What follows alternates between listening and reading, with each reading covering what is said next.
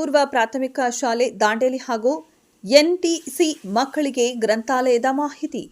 ದಿನಾಂಕ 22 ನವೆಂಬರ್ 2025 ಶನಿವಾರ ಮುಂಜಾನೆ 10:30 ಸುಮಾರಿಗೆ ಸಾಫ್ಟೆಕ್ ಪೂರ್ವ ಪ್ರಾಥಮಿಕ ಶಾಲೆ ದಾಂಡೇಲಿ ಹಾಗೂ ಸಾಫ್ಟೆಕ್ ಸಂಸ್ಥೆಯ ಎನ್ಟಿಸಿ ಮಕ್ಕಳನ್ನ ಸಂಸ್ಥೆಯ ಸಂಸ್ಥಾಪಕರು ಹಾಗೂ ಅಧ್ಯಕ್ಷರು ಆದಂತಹ ಶ್ರೀ ಇಸ್ಮಾಯಿಲ್ ತಂಗಳ್ ಹಾಗೂ ಸಂಸ್ಥೆಯ ಶಿಕ್ಷಕರು ಅಲ್ಲೇ ಸಮೀಪದಲ್ಲಿ ಇರುವಂತಹ ಜಿಲ್ಲಾ ಕೇಂದ್ರ ಗ್ರಂಥಾಲಯಕ್ಕೆ ಭೇಟಿ ಕೊಟ್ಟು ಮಕ್ಕಳಿಗೆ ಗ್ರಂಥಾಲಯದ ಬಗ್ಗೆ ತಿಳುವಳಿಕೆ ನೀಡಿದರು. ಸ್ಥಳ ದಾಂಡೇಲಿ. ವರದಿಗಾರರು ಆಯಿಷಾ ಮುಕಾಶಿ.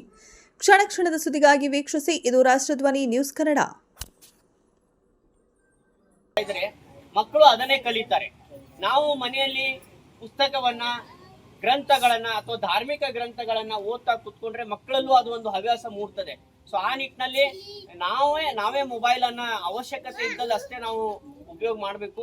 ಆದಷ್ಟು ನಾವು ಗ್ರಂಥಗಳನ್ನ, ಪುಸ್ತಕಗಳನ್ನ ಓದುವ ಹವ್ಯಾಸ ನಾವು ಸಹ ಮನೆಯಲ್ಲಿ ಇಟ್ಕೋಬೇಕು.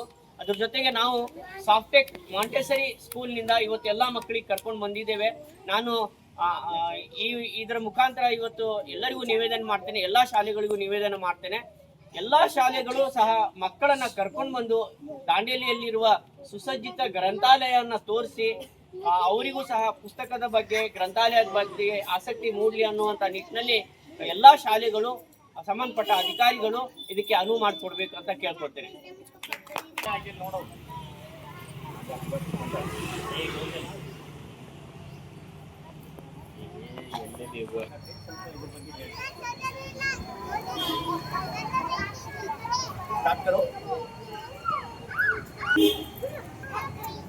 ನಮಸ್ಕಾರ.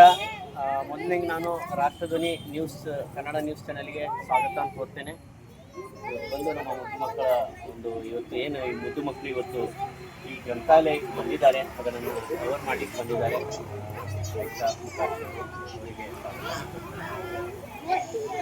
ಇವತ್ತು ನಾವು ಗ್ರಂಥಾಲಯಕ್ಕೆ ಮಕ್ಕಳನ್ನ ಕರ್ಕೊಂಡು ಬಂದಿದ್ದೇವೆ. ಇದರ ಉದ್ದೇಶ ಏನಂದ್ರೆ ಮಕ್ಕಳಿಗೆ ಬಾಲ್ಯದಲ್ಲೇ ಗ್ರಂಥಾಲಯ ಬಗ್ಗೆ ಅರಿವು ಆಗಲಿ ಅನ್ನುವಂತಹ ಮುಖ್ಯ ಉದ್ದೇಶ. ಅದ್ರ ಜೊತೆಗೆ ಇವತ್ತು ಏನಾಗ್ತಾ ಇದೆ ಅಂದರೆ ಮಕ್ಕಳು ಮೊಬೈಲ್ ಜೊತೆಗೆ ಬಹಳ ಅಡಿಕ್ಷನ್ ಇದೆ. ಮಕ್ಕಳಿಗೆ ಪುಸ್ತಕ ಅಂದರೆ, ಓದುವುದು ಅಂದರೆ ಬಹಳ ಕಡಿಮೆ. ಯಾಕಂದರೆ ಅವರಿಗೆಲ್ಲ ಡಿಜಿಟಲ್ಸು, ರೀಲ್ಸು ಇದ್ರ ಬಗ್ಗೆ ಬಹಳ ಒಂದು ಆಸಕ್ತಿ.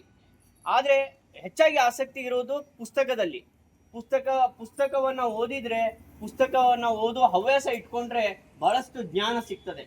ಆ ನಿಟ್ಟಿನಲ್ಲಿ ನಮಗೆ ಸರ್ಕಾರ ಇಷ್ಟೊಂದು ಸವಲತ್ತು ಮಾಡಿಕೊಟ್ಟಿದೆ, ಒಂದು ಒಳ್ಳೆಯ ಲೈಬ್ರರಿಯನ್ನು ಮಾಡಿಕೊಟ್ಟಿದೆ. ಆದರೆ ನಾವೆಲ್ಲರೂ ಅದರ ಒಂದು ಪ್ರಯೋಜನವನ್ನು ಪಡ್ಕೊಳ್ತಾ ಇಲ್ಲ. ಸೊ ಇವತ್ತು ಈ ಸಣ್ಣ ಮಕ್ಕಳಿಗೆ ಇದರ ಒಂದು ಅರಿವು ಮೂಡಲಿ ಅನ್ನುವಂಥ ಉದ್ದೇಶದಿಂದ ನಾವಿವತ್ತು ಈ ಒಂದು ಗ್ರಂಥಾಲಯಕ್ಕೆ ಭೇಟಿ ನೀಡ್ತಾ ಇದ್ದೇವೆ ಮಕ್ಕಳ ಜೊತೆ. ಅದ್ರ ಜೊತೆಗೆ ನಮ್ಮ NTC ಪ್ರಶಿಕ್ಷಣಾರ್ಥಿಗಳು ಸಹ ಇದ್ರ ಜೊತೆ ಭಾಗವಹಿಸಿದ್ದಾರೆ. ಅವರಿಗೂ ಸಹ ಇದ್ರ ಬಗ್ಗೆ ಒಂದು ಅರಿವು ಆಗಲಿ ಅನ್ನುವಂಥ ನಿಟ್ಟಿನಲ್ಲಿ ಇವತ್ತು ಎಲ್ರಿಗೂ ನಾವು ಇವತ್ತು ಕರ್ಕೊಂಡು ಬಂದಿದ್ದೇವೆ. ಆ ನಿಟ್ಟಿನಲ್ಲಿ ಮುದ್ದು ಮಕ್ಕಳು ನಮ್ಮ ಎಲ್ಲ ಗ್ರಂಥಾಲಯವನ್ನ ನೋಡಿದ್ದಾರೆ. ಅದಕ್ಕೆ ನಮಗೆ ಇವತ್ತು ಶನಿವಾರ, ಕೊನೆಯ ಶನಿವಾರ, ಇವತ್ತು ನಾಲ್ಕನೇ ಶನಿವಾರ ರಜೆ ಇರ್ತದೆ.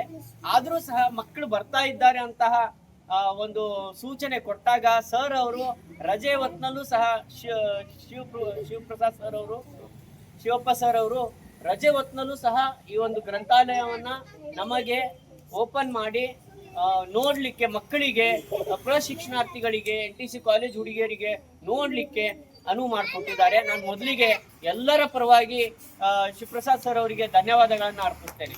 ಇವರು ಈ ಗ್ರಂಥಾಲಯದ ಸಹಾಯಕ ಗ್ರಂಥಪಾಲಕರಾಗಿ ಕೆಲಸ ನಿರ್ವಹಿಸ್ತಾ ಇದ್ದಾರೆ. ನಾನು ಎಲ್ಲರ ಪರವಾಗಿ ಇನ್ನೊಮ್ಮೆ ಅವರಿಗೆ ಧನ್ಯವಾದಗಳನ್ನು ಅರ್ಪಿಸ್ತೇನೆ. ಜೊತೆಗೆ ಈ ಗ್ರಂಥಾಲಯದ ಬಗ್ಗೆ ಕೆಲವೊಂದು ಸಣ್ಣ ಮಾಹಿತಿ ನಮಗೂ ಗೊತ್ತಿರುವುದಿಲ್ಲ ಅಂತ ಒಂದು ಮಾಹಿತಿಯನ್ನ ತಮ್ಮ ಮುಂದೆ ಈ ಗ್ರಂಥಾಲಯದ ಬಗ್ಗೆ ಹೇಳಲಿಕ್ಕೆ ನಾನು ಸರ್ ಅವರಿಗೆ ನಿವೇದನೆ ಮಾಡ್ತೀನಿ. ಈ ಗ್ರಂಥಾಲಯದಲ್ಲಿ ಸಣ್ಣ ಮಕ್ಕಳಿಂದ ವಯೋವೃದ್ಧರವರೆಗೂ ಎಲ್ಲ ಗ್ರಂಥಗಳು ನಮ್ಮಲ್ಲಿ ಲಭ್ಯವಿರುತ್ತವೆ. NTC ವಿದ್ಯಾರ್ಥಿಗಳಿಗೆ ಇಲ್ಲಿ ಸದಸ್ಯತ್ವ ಹೊಂದಲು 212 ರೂಪಾಯಿ ಪ್ರವೇಶ ಮತ್ತು ಠೇವಣಿ ಫೀ ಇರ್ತದೆ. ನೀವು ಸದಸ್ಯತ್ವ ನೋಂದಣಿ ಮಾಡಿಕೊಂಡು ಪುಸ್ತಕವನ್ನು ಮನೆಗೆ 15 ದಿನ ತಗೊಂಡು ಹೋಗ್ಬೋದು. ನೋಡಿ, 12 ರೂಪಾಯಿ ನಿಮಗೆ ಸದಸ್ಯತ್ವ ಫೀ ಇರುತ್ತೆ. ಅದು ಲೈಫ್ ಟೈಮ್ ಇರುತ್ತೆ. ಲೈಫ್ ಟೈಮ್ ಇರುತ್ತೆ. ಅದನ್ನ ನೀವು ಸದಸ್ಯತ್ವ ಪಡ್ಕೊಂಡು ನೀವು ಪುಸ್ತಕವನ್ನು ತಗೊಂಡು ಹೋಗ್ಬೋದು, ಮನೆಗೂ ತಗೊಂಡು ಹೋಗ್ಬೋದು. ಅದನ್ನ ಮತ್ತೆ ರಿಟರ್ನ್ ಕೊಟ್ಟು ಮತ್ತೆ ಅದಕ್ಕೊಂದು ಟೈಮ್ ಇರುತ್ತೆ. ಆ ಟೈಮ್ ಮುಖಾಂತರ ನೀವು ರಿಟರ್ನ್ ಕೊಟ್ಟು ಮತ್ತೆ ನಿಮ್ಗೆ ಬೇಕಾದ ಪುಸ್ತಕಗಳು ಸಿಗುತ್ತೆ. ಓದ್ಲಿಕ್ಕೆ ಇಲ್ಲಿ ಏನು ಅವೈಲಬಲ್ ಇದೆ ಆ ಪುಸ್ತಕಗಳು ಸಿಗುತ್ತೆ. ಅದ್ರ ಜೊತೆಗೆ ಡಿಜಿಟಲ್ ಲೈಬ್ರರಿ ಇದೆ ಸರ್. ಡಿಜಿಟಲ್ ಲೈಬ್ರರಿಯೂ ಸಹ ಇಲ್ಲಿ ಈಗ ನಾವು ನೋಡ್ತಾ ಇದ್ದೇವೆ.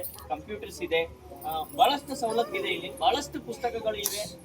ಸೊ ಇದರ ಒಂದು ಪ್ರಯೋಜನವನ್ನ ಪಡ್ಕೋಬೇಕು. ನಾನು ಸಹ ಇದರಲ್ಲಿ ಸದಸ್ಯತ್ವವನ್ನ ತಗೊಂಡಿದ್ದೇನೆ ಪುಸ್ತಕದ. ನಾನು ಕೆಲವೊಂದ್ಸಲ ಬಂದು ನ್ಯೂಸ್ ಆಗಲಿ ಅಥವಾ